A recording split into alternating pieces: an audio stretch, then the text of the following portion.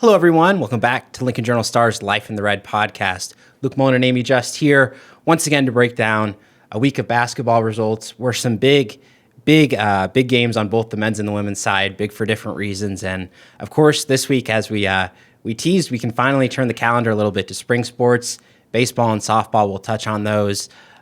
Plenty more to come, of course, that spring sports calendar. We had that, like fall-winter crossover season, and now we're getting there, winter, spring, basically. Yeah, and then with track, you're getting a little bit of that already. Yeah, that's nonstop.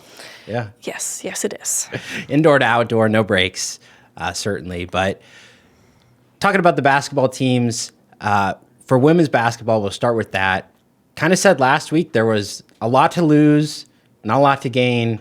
That's exactly how it played out.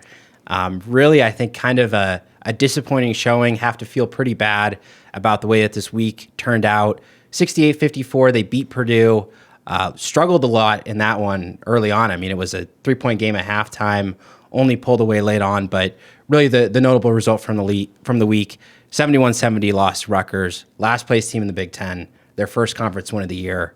Just a game that really a tournament team shouldn't be losing. No, absolutely not. And it was tied at halftime, and I wasn't there. I was at the track meet, and everyone that I talked to when we were just standing around and looking at like what's going on in the world of the internet, and we're like, wait a minute, what's happening? They're better than that. They shot pretty terribly. Like the men, the women rarely lose at home. And then for them to lose at home to a team that they had no business losing to, it's a punch to the gut. Yeah, absolutely. And I think the way that this happened too, I mean, Rutgers shot 59.6%, Nebraska shot 33.8%. Rutgers turned the ball over 23 times, which, should be a ticket to victory. Most times Nebraska still lost. And I think what really stood out to me watching that kind of second half was how dependent they are on Alexis Markowski and Jazz Shelley. I mean, any team, those are their two leading scorers. Of course, anybody's going to be that way. But really, when those two are not scoring at a high clip, and that was the case these last two games, this team really struggles. Yeah, they usually have those two going, and then somebody from the bench usually has a pretty decent game. And if you can't get, your all Big Ten players into double figures in any category, it's going to make for a long afternoon. Yeah, I think more support from the guards too to help Jazz Shelley. Obviously they pick their moments too, but Jazz is, she's been that 15, 20-point game scorer when you need her in those big moments, and then she scores 9 or 10, and suddenly it's this big gap for this offense to climb out of. So that's been something really for this Nebraska team that they've struggled with, I think, these last couple of weeks, but did drop in the NET rankings because of that, number 27 to number 33.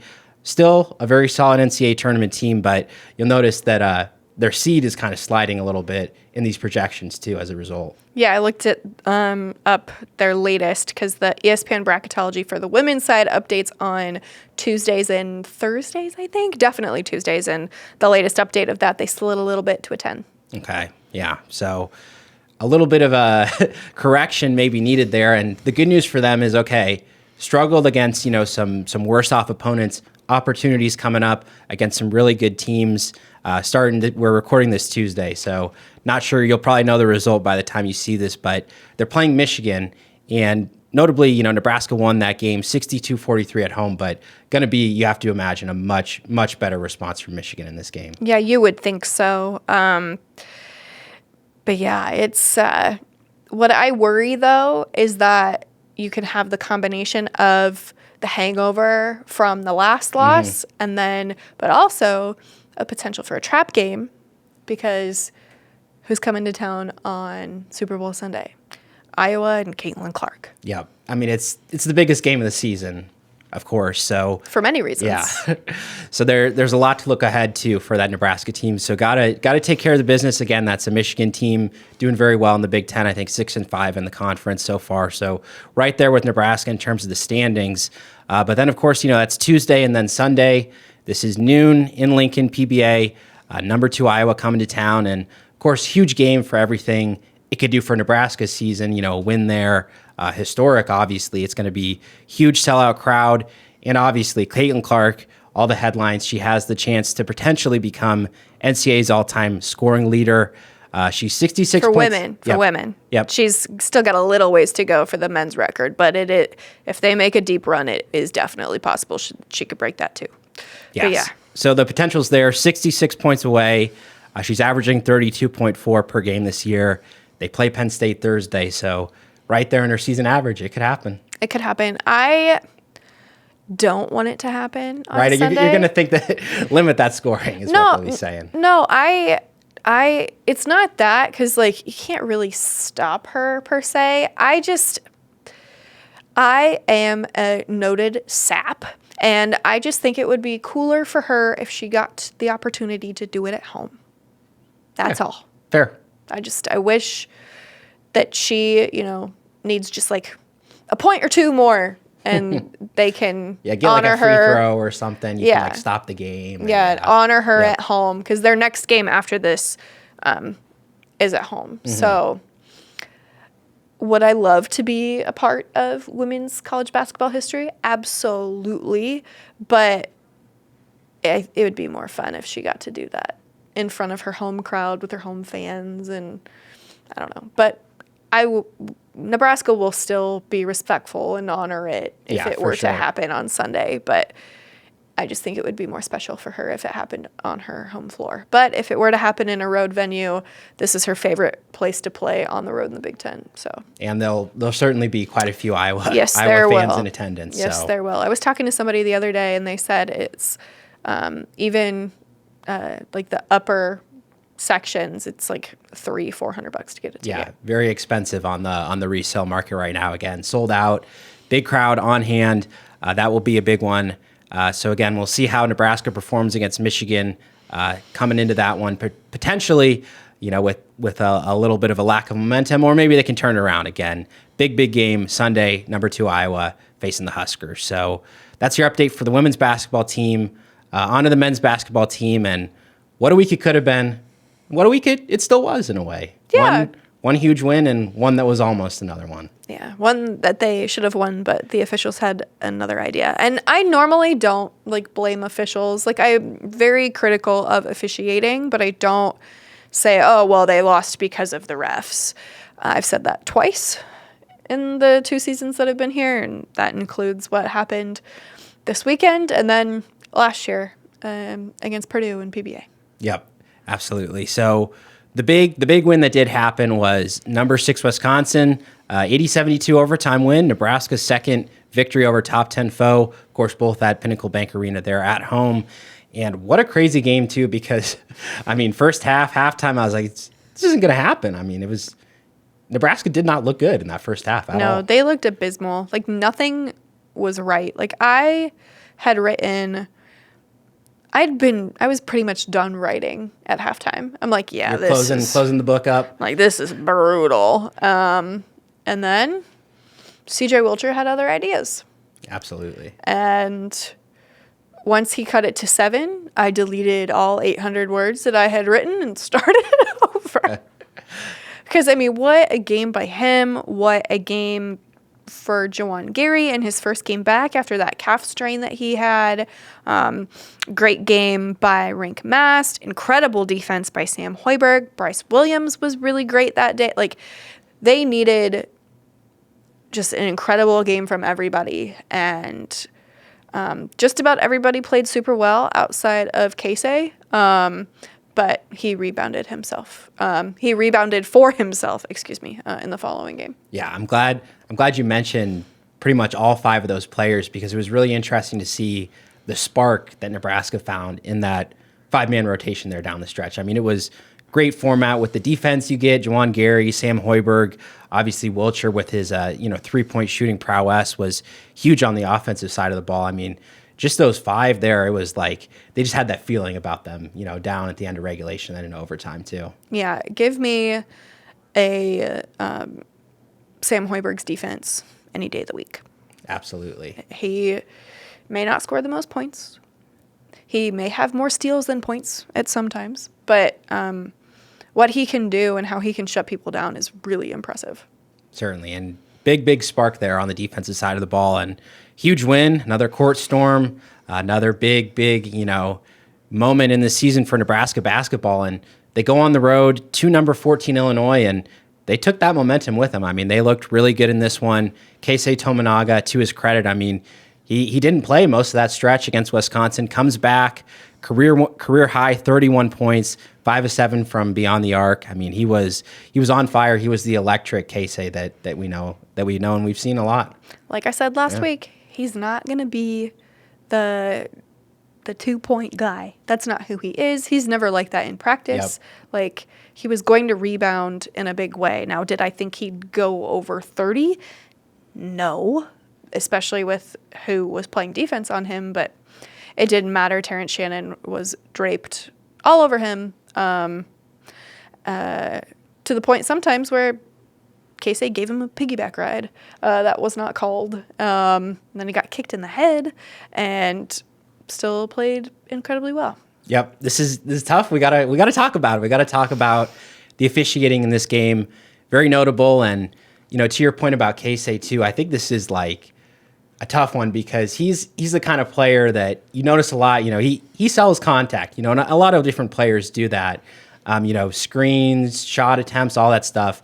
It just felt like to that point though, you get so much physical contact, and it's like you gotta call some of it. Like, yeah, the over the back call or no call, to where Terrence Shannon brought Keisei all the way to the ground and then inadvertently kicked him in the head. Yep. No foul call there. Bewildering. Yeah, I mean they're right there.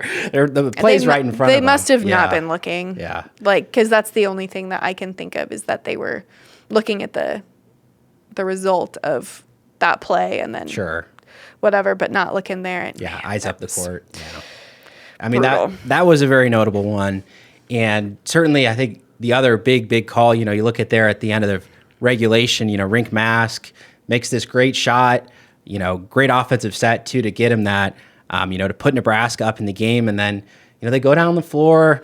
Usually, it's not always the case, but usually these end of game scenarios, you tend to feel like there's got to be a lot of contact to get those foul call, and that was definitely not the case on this foul call at the end of regulation. There wasn't any contact. I went back and watched it like 3 times, and what are the odds that a phantom foul call last year against Purdue, which gave Nebraska the loss, and then a phantom foul call again, both on C.J. Wilcher. Both of them. Yeah. How does that happen to the same guy twice? Wrong place, wrong time. I mean, my God. He didn't touch him. Yeah. Both times, he didn't touch him. I mean, it was pretty much textbook. What you want to do, make yourself big, don't contact him. Yeah. It's like the official was preparing for what he thought was going to happen. Good point. Yeah. And then it didn't. Yeah.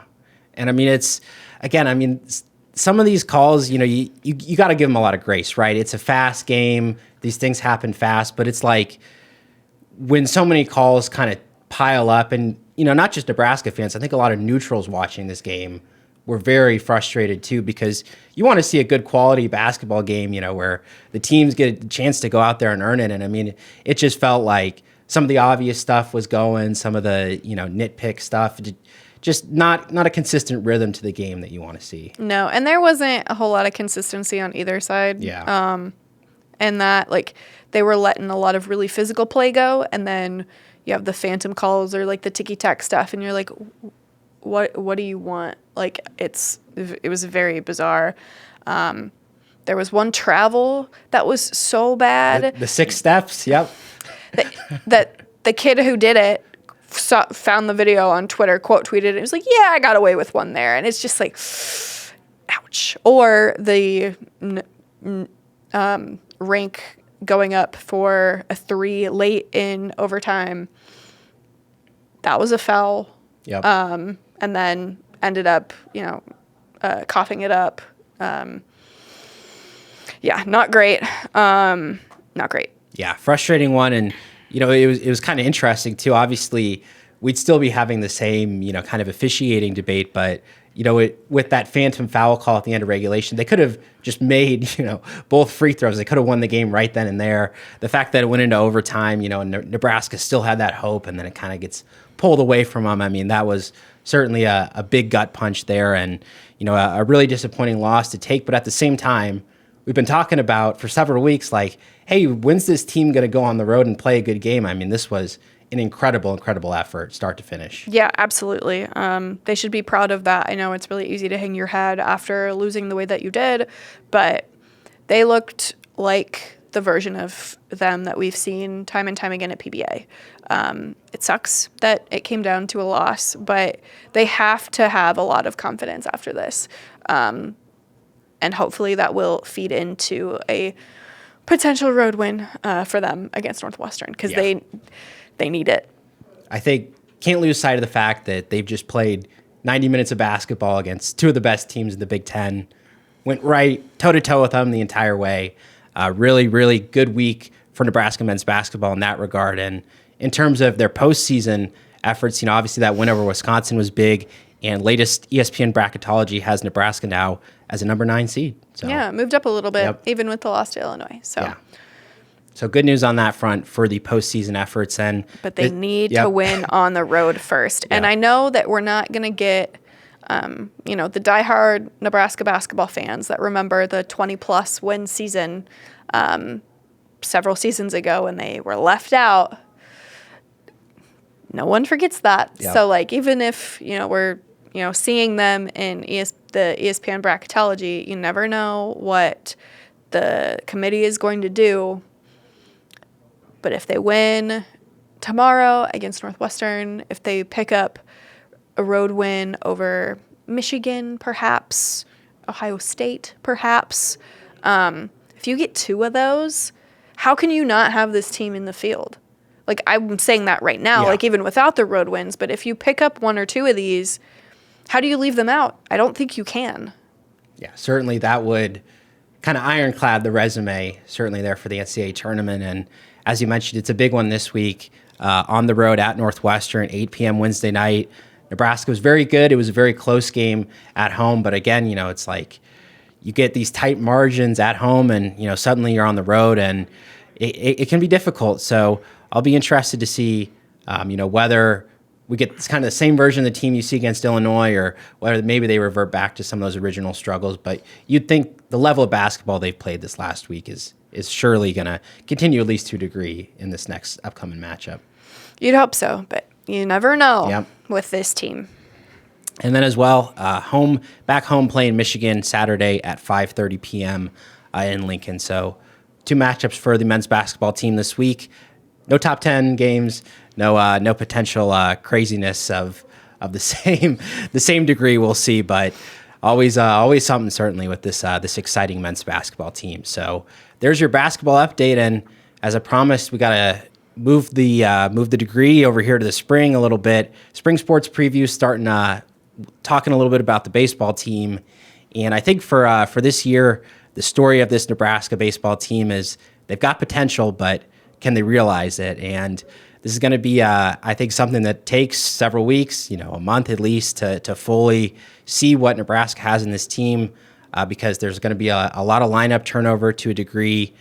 2 20 home run hitters, Bryce Matthews and Max Anderson. I mean, couldn't make the NCAA tournament with those 2 guys last year, so you're like, where's it going to come from? But still a lot of power on this team. Cole Evans, Gabe Swanson, Josh Caron, all hit a lot of home runs. Those will be the guys in the middle of the order this year. And also think transfer Tyler Stone potentially coming in there at first base. He is going to be a big pickup for this team. So a lot of considerations there with how you replace Bryce Matthews and Max Anderson that were as good as it gets. Yeah, the thing that worries me, and I am noted not as well-versed in Nebraska baseball, but one thing that worries me is, do they have the depth? Yeah. Just pick your position, right? I think it's going to be interesting. They have a lot of freshmen, like 15 plus freshmen coming in this year.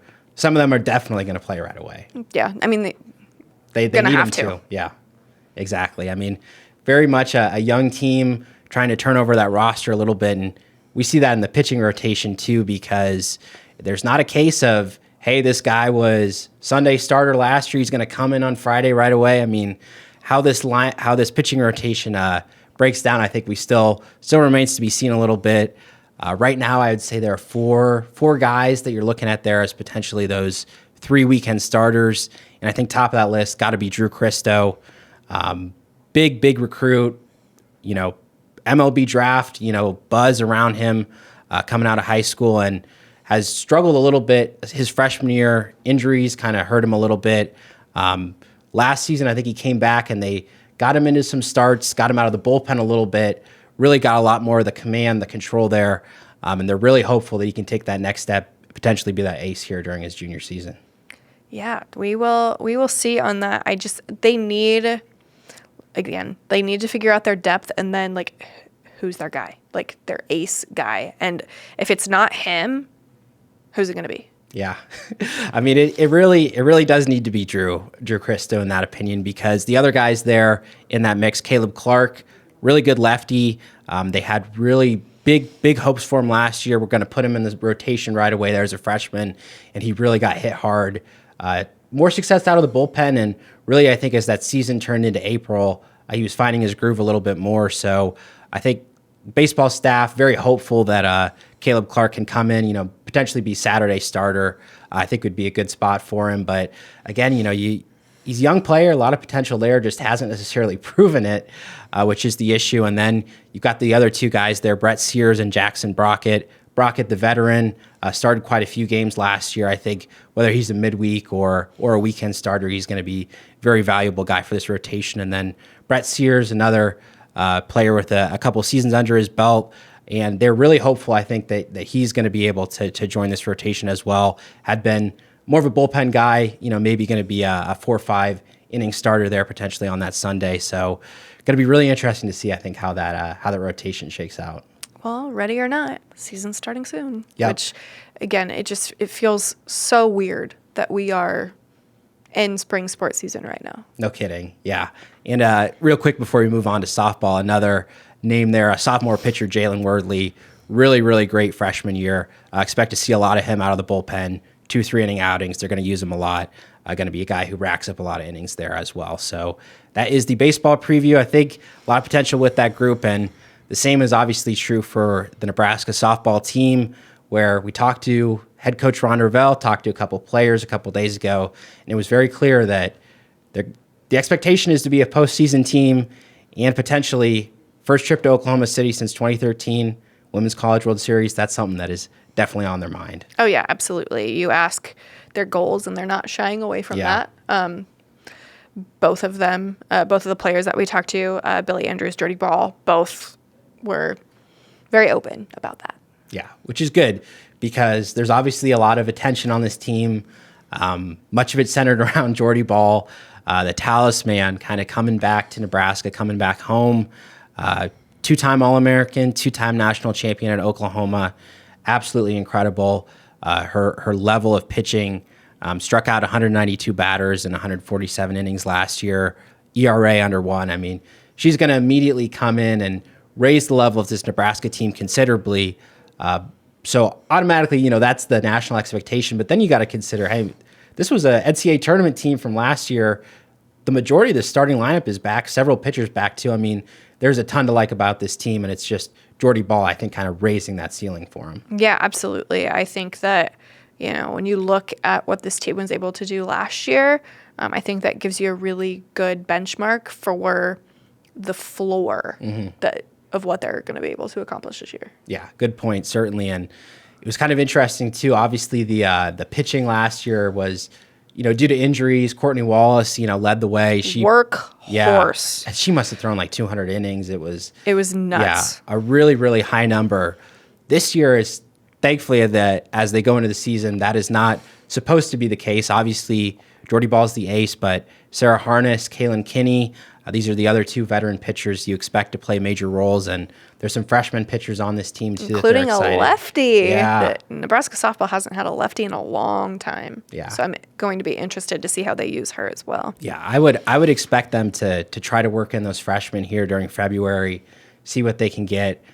See you can take some innings off those veterans, because something else to consider is, hey, Jordy Ball, she's a great hitter too. They're going to want to get that bat in the lineup a little bit. Yeah, it wouldn't surprise me if she was in the 2 spot during depending on the fall game. She was either lead off or in the 2 spot. Yeah, good, quick, absolutely out there. Good player to get on the bases, good on base percentage. So she's going to make an impact in a lot of different ways. And when you look at this lineup too, adding Jordy Ball to it, I mean, there's a lot of other really, really good hitters.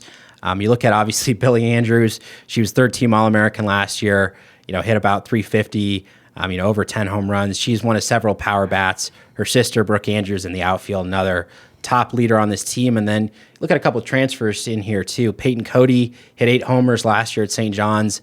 Bella Bacon, former standout here in the state, going to come back and potentially be that starting first baseman. A lot of power from her there too. And it's all the comings together. Caitlin Kaneda, second baseman. She was all conference player last year. They have a lot of potential there in the outfield too. It's a lot of pieces here, and I think it was Billie Andrews or Brooke Andrews said, that just getting it down to 9 is going to be difficult in terms of the lineup because there's so many good hitters there. Yeah, the 2 spots that I'm going to be watching really closely are first base spot, who replaces Maya Felder, who's all reliable there for them, and then who's their left fielder going to be? Because for a while, at least publicly, you thought that, Abby Squire is going to be back. She will not be back. She had hip surgery in August, and she's just done. She's done for the season. So who's going to take over for her? But yeah, that's going to be what I'm watching. Yeah, and too bad to miss out on the season. She was one of Nebraska's top players a year ago. Great defensively. Big impact at the plate too, and still going to be a team captain, still a leader, something that head coach Rhonda Revelle made very, very clear. But as you said, it is a big spot up for grabs, and the good news is they do have, experienced outfielders that can come in and potentially fill in for her. Talia Tokenheim, Dakota Carter, both got plenty of experience last year. So yeah, going to be interesting to see how that playing time eventually gets broken down. But you look at this team, and the potential's all there. Big 10 favorites, top 15, top 20 team nationally, depending on the poll, and we're gonna get a good look at them really here, really soon here, including Washington, a top 10 national team. They're gonna play a couple top national opponents here in February and get a good sense of how does this Nebraska team stack up nationally. Yeah, and for the proud Nebraskans, that Washington game might be one to watch. Yep, certainly a little bit of a Nebraska connection. Ruby Mullin there, a former Omaha Scott standout, the Mullin sisters. Great Washington program up there as well. Yeah. They're in it every year. Yeah, it's a hard team to start your season off against, but I think they're ready. Yeah, no better way, I think, than a really good opponent there, and that was something that both Jordy and Billy were saying, that it's going to be good to just go see different pitching, different opponent. They've been going in practice for weeks and weeks. So that is Thursday evening. Nebraska getting underway. Puerto Vallarta, Mexico. Going to be 90 degree weather apparently is the expectation. So they're going to need to be hydrating and able to get through that one. That's going to be an interesting 4-game slate for them out there. But again, a lot of potential for the softball team. Excited to bring you all that coverage all year long. JournalStar.com should be a great year for them. A lot of potential there. But I think that'll do it. Pretty jam-packed episode today, huh? Yeah, and we didn't even talk about track. Yeah, that's a lot going on there too. Yeah, and wrestling. We'll have wrestling updates for you here soon as well. Yeah, Nash. Certainly keeps impressing, and so does the rest of this Nebraska wrestling team. They're having a great year. They are absolutely having a great year. Lots of exciting teams to be watching right now. Yeah, certainly. So we'll have another multi-sport update for you next week, but that'll do it for this week's Life in the Red. Thanks for watching. See you next time.